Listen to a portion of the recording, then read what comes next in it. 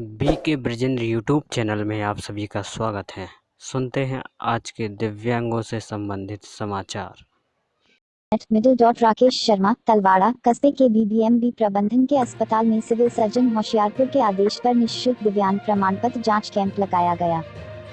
इस दौरान सभी कोरोना से बचाव को लेकर जारी की गई गाइडलाइन की जमकर धज्जियां उड़ाई गईं। कैंप के दौरान अस्पताल में इतनी भीड़ बढ़ गई कि किसी ने भी 2 गज की दूरी बनाने की कोशिश तक नहीं की। इसके साथ ही अव्यवस्था का आलम यह था कि इस कैंप में आने वाले लोगों के लिए पंखों, पीने के पानी और बैठने की व्यवस्था तक नहीं थी।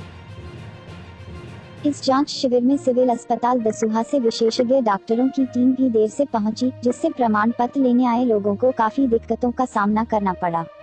कुल मिलाकर शिविर सिवाय परेशानी देने अलावा कुछ अधिक लाभ न दे सका। लोग हुए परेशान। इस कैंप में ब्लॉक तलवाड़ा व हाजीपुर के विभिन्न ग्रामीण क्षेत्र से आए करीब 250 दिव्यांग व्यक्तियों की जांच की गई। इस एक दिवसीय शिविर में दिव्यांगों की उमड़ी भीड़ के कारण कोविड नियमों की जमकर धज्जियां उड़ी। मिडिल डॉट टोक्यो पैरालंपिक खेलों के फाइनल में पहुंचने वाली भारत की पहली टेबल टेनिस खिलाड़ी भावनाबेन पटेल ने शनिवार को कहा कि वह खुद को दिव्यांग नहीं मानती और टोक्यो खेलों में उनके प्रदर्शन ने साबित कर दिया कि कुछ भी असंभव नहीं है। 12 महीने की उम्र में पोलियो की शिकार हुई पटेल ने कहा, मैं खुद को दिव्यांग नहीं मानती। मुझे हमेशा से यकीन था कि मैं कुछ भी कर सकती हूँ और मैंने साबित कर दिया कि हम किसी से कम नहीं है और पैरा टेबल टेनिस भी दूसरे खेलों से पीछे नहीं है। उन्होंने कहा, मैंने चीन के खिलाफ खेला है और यह हमेशा कहा जाता है कि चीन को हराना आसान नहीं होता है। मैंने आज साबित कर दिया कि कुछ भी असंभव नहीं है, हम कुछ भी कर सकते हैं। पटेल ने कहा कि खेल के मानसिक पहलू पर फोकस करने से उन्हें मैच के दौरान मदद मिली। उन्होंने कहा, मेरा दिन सुबह 4 बजे शुरू हो जाता है और मैं ध्यान तथा योग के जरिए मानसिक एकाग्रता लाने का प्रयास करती हूँ। मैचों के दौरान कई बार हम जल्दबाजी में गलतियां करते हैं और अंक गंवा देते हैं, लेकिन मैंने अपने विचारों पर नियंत्रण रखा। मिडिल डॉट जांजगीर चांपा नई दुनिया न्यूज। बचपन से ही पढ़ाई के साथ साथ खेल और अन्य सांस्कृतिक गतिविधियों में भाग लेने वाली दोनों पैर से दिव्यांग अनिता बघेल राष्ट्रीय स्तर की एक कुशल बास्केटबॉल और क्रिकेट खिलाड़ी है। अपनी खेल का नेशनल स्तर में लोहा मनवा चुकी यह दिव्यांग खिलाड़ी इन दिनों आर्थिक तंगी से जूझ रही है। इसके बाद भी उसका हौसला बरकरार है और एमए की पढ़ाई कर रही है। वह पढ़ लिखकर आत्मनिर्भर होना चाहती है, क्योंकि खेल में जो मुकाम उसने तय किया वहां जाने के बाद भी शासन प्रशासन से उसे आज तक कोई मदद नहीं मिली। 3 साल पूर्व जिला प्रशासन ने जरूर विधानसभा चुनाव के दौरान मतदाता जागरूकता के लिए दिव्यांगों का ब्रांड एम्बेसडर बनाकर उनका सहयोग लिया। इसके बदले उन्हें केवल एक प्रमाण पत्र थमा दिया गया। जिले के जयजयपुर ब्लॉक के ग्राम मुक्ता में एक गरीब परिवार में जन्मी 30 साल की अनिता बघेल दोनों पैर से दिव्यांग है। पढ़ाई के क्षेत्र में शुरू से ही मेधावी रही अनिता ने प्राथमिक से हाई स्कूल तक की शिक्षा अपने गांव में पूरी करने के बाद कॉलेज की पढ़ाई के लिए वह जिला मुख्यालय जांजगीर आ गई और यहां आदिम जाति कल्याण विभाग की छात्रावास में रहकर पढ़ाई पूरी की।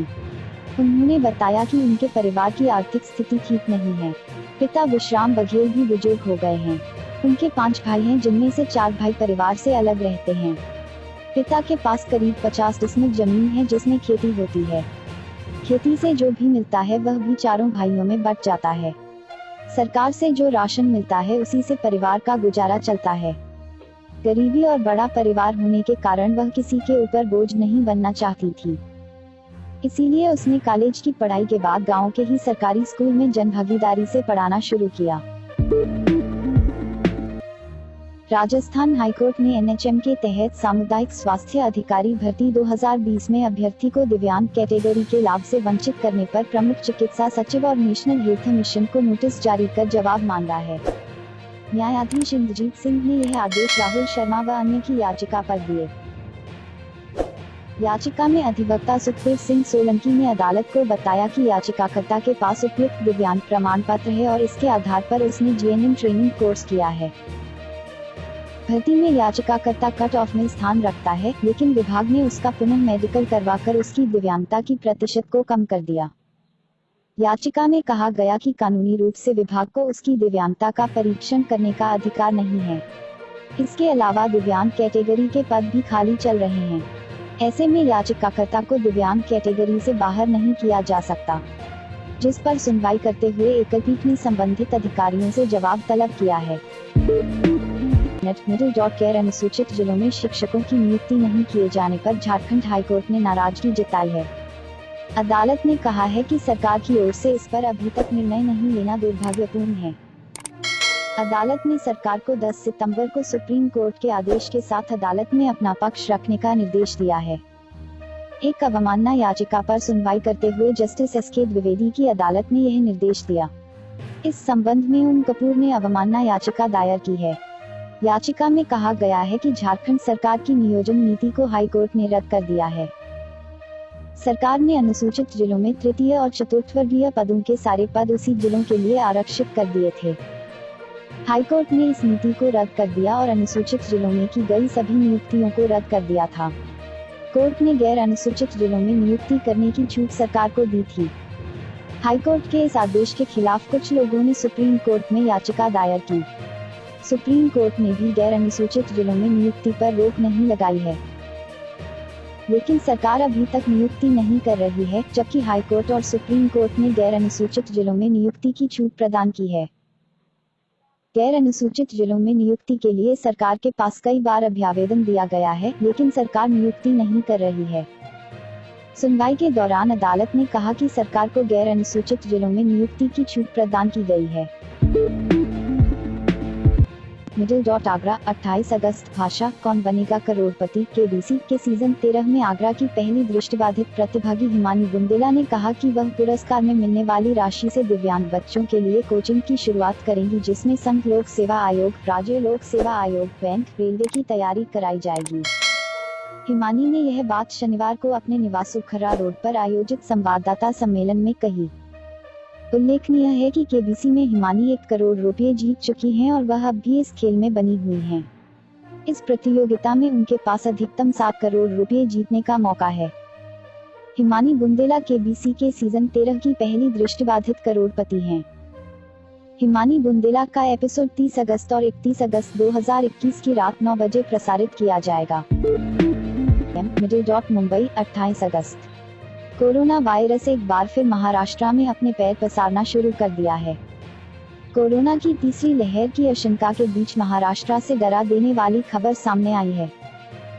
महाराष्ट्र के उल्हासनगर जिले के एक सरकारी बाल गृह और छात्रावास में 14 बच्चे कोविड-19 की चपेट में आ गए हैं। इन सभी बच्चों की कोविड टेस्ट रिपोर्ट पॉजिटिव आई है। इनमें से 4 दिव्यांग बच्चे हैं। सभी की उम्र 12 से 18 साल के बीच है और उन्हें कोविड केयर सेंटर में भर्ती कराया गया है। उल्हासनगर नगर निगम (यूएमसी) के अधिकारियों के अनुसार सभी 14 बच्चों में कोई लक्षण नहीं थे और उनकी हालत स्थिर थी। हालांकि कुछ बच्चों ने पहले बुखार और खांसी की शिकायत की थी। कर्मचारियों के उनसे संपर्क करने के बाद गुरुवार को यूएमसी के स्वास्थ्य विभाग द्वारा एक चिकित्सा शिविर का आयोजन किया गया। विभाग ने 75 बच्चों में से 25 का परीक्षण किया। गृह मंत्रालय ने कोविड कंटेनमेंट गाइडलाइंस की अवधि 30 सितंबर तक बढ़ाई। स्वास्थ्य विभाग के एक अधिकारी ने कहा, हमने 25 संदिग्ध मामलों में एंटीजन टेस्ट किए, जिनमें से 14 पॉजिटिव पाए गए। इस बीच उल्हासनगर नागरिक निकाय के एक प्रवक्ता युवराज भडाने ने कहा कि 14 बच्चों के सकारात्मक परीक्षण के बाद उन्होंने संपर्क ट्रेसिंग के माध्यम से 10 कर्मचारियों पर परीक्षण किए, जिनके परिणाम शनिवार को आने की उम्मीद है। भडाने ने कहा, स्वास्थ्य विभाग ने बच्चों के घर को भी साफ कर दिया है और सभी का हल्का बुखार और खांसी का इलाज चल रहा है। बता दें, देश भर में बढ़ते कोरोना मामला ने एक बार फिर केंद्र सरकार की टेंशन बढ़ा दी है, जिसके चलते गृह मंत्रालय ने कोविड-19 कोविड कंटेनमेंट गाइडलाइंस की अवधि 30 सितंबर तक बढ़ा दी है।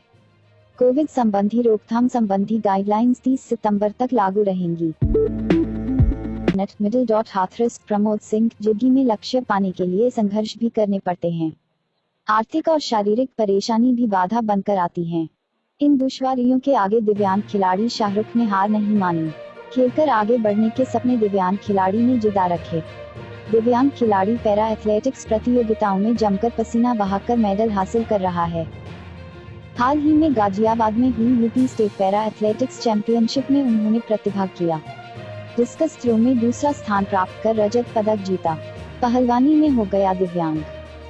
शहर के किला गेट के पास रहने वाले पहलवान शाहरुख वर्ष 2015 में कुश्ती दंगल में मैच खेलते समय घायल हो गए थे।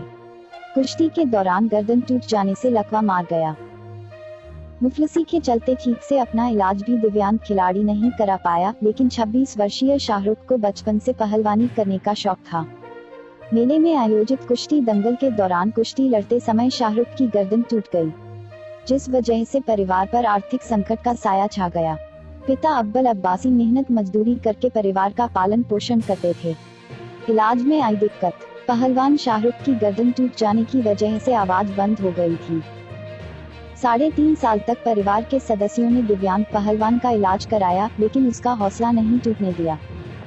इलाज में करीब 10 लाख रुपया खर्च हो जाने के बाद भी वो अपने पैरों पर अभी तक खड़ा नहीं हो सका है।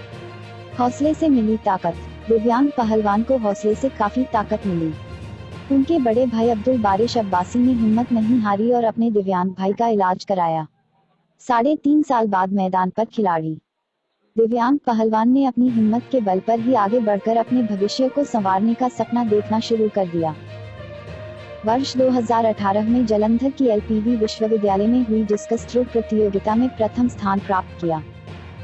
इसके साथ ही वर्ष 2019 नवंबर में पटना स्टेडियम में व्हीलचेयर रग्बी प्रतियोगिता का आयोजन हुआ।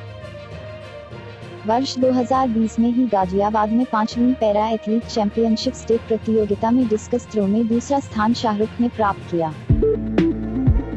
मिडिल डॉट जिला प्रशासन के तत्वाधान में प्रताप इंटर कॉलेज में समाज कल्याण विभाग के लगाए गए 3 दिवसीय दिव्यांग शिविर में कुल 1386 दिव्यांगजनों के प्रमाण पत्र जारी किए गए, जिसमें मानसिक रूप से 450 दिव्यांगजनों के प्रमाण पत्र भी बनाए गए।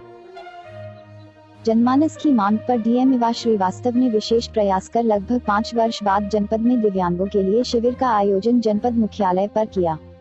इस शिविर में खासकर मानसिक दिव्यांगों को लाभ पहुंचा है।